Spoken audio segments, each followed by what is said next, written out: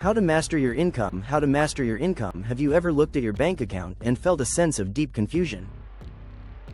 You are working harder than ever before. You are earning a regular paycheck.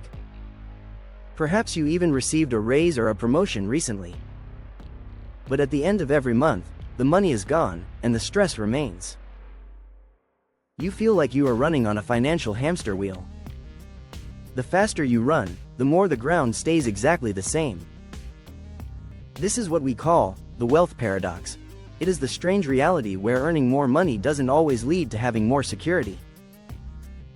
If you feel like your income is insufficient despite your hard work, I want you to know, you are not alone. All around the world, millions of people, from hardworking teachers to high-earning executives, are feeling this same weight. But to fix the leak in your boat, we first have to find the holes. The silent thieves of your prosperity. The first hole in the boat is the inflation gap. In recent years, the cost of the things you need, food, utilities, and housing, has risen sharply.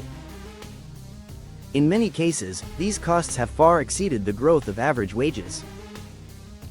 This is a mathematical trap. Even if you are making more money on paper, your actual purchasing power has shrunk. You are working the same hours, but your currency is losing its strength. The second thief is what we call lifestyle creep. Warren Buffett, one of the most successful investors in history, once shared a powerful warning. If you buy things you do not need, soon you will have to sell things you need. Lifestyle creep is a silent predator. As your income increases, your standard of living slowly rises to meet it. You earn a bit more, so you choose a slightly better car. You get a bonus, so you start dining at more expensive restaurants.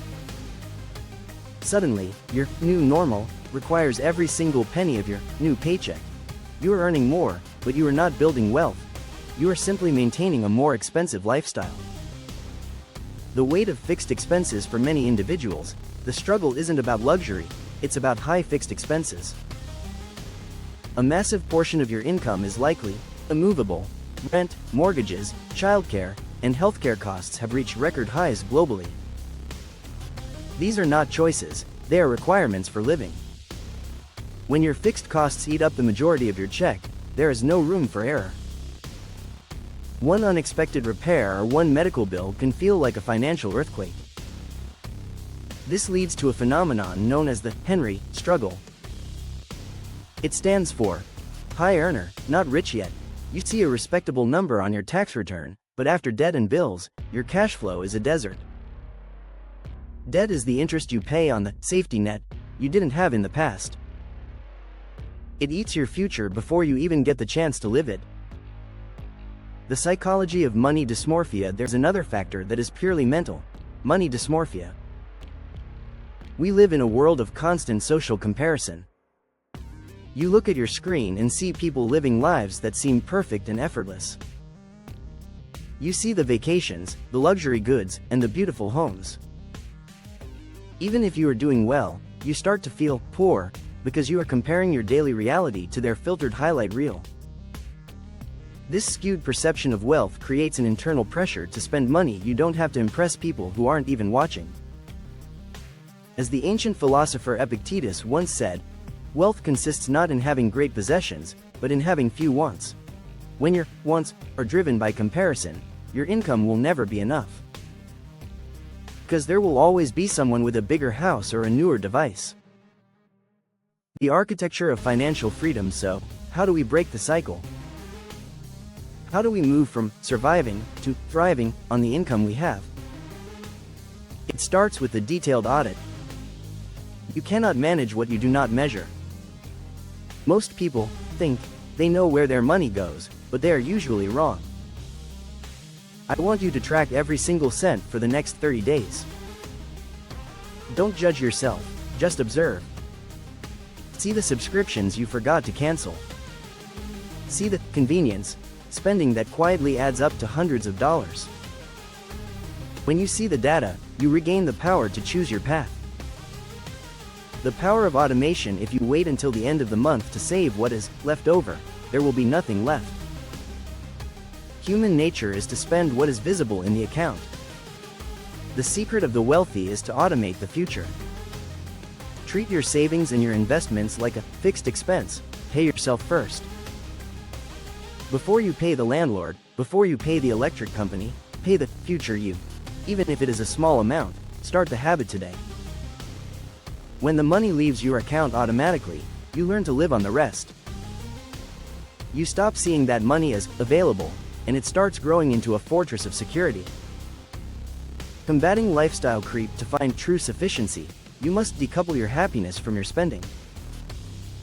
The next time you get a raise, keep your expenses exactly where they are for at least 6 months. Use that extra money to kill your high-interest debt. Credit card debt is a financial emergency. It is a fire in your house. You cannot build a life while paying massive interest to a bank. Prioritize debt repayment as if your freedom depends on it, because it truly does. Increasing the value of your time. Sometimes, the answer isn't just spending less, it is increasing your value. We live in a skills economy. If the cost of living is rising, you must rise faster. Invest in yourself. Learn a new skill. Earn a new certification. The greatest investment you will ever make is in your own ability to generate value for the world. Benjamin Franklin famously said, "An investment in knowledge pays the best interest. Don't just look for a side gig that trades your precious time for low wages. Look for ways to increase the value of your every hour."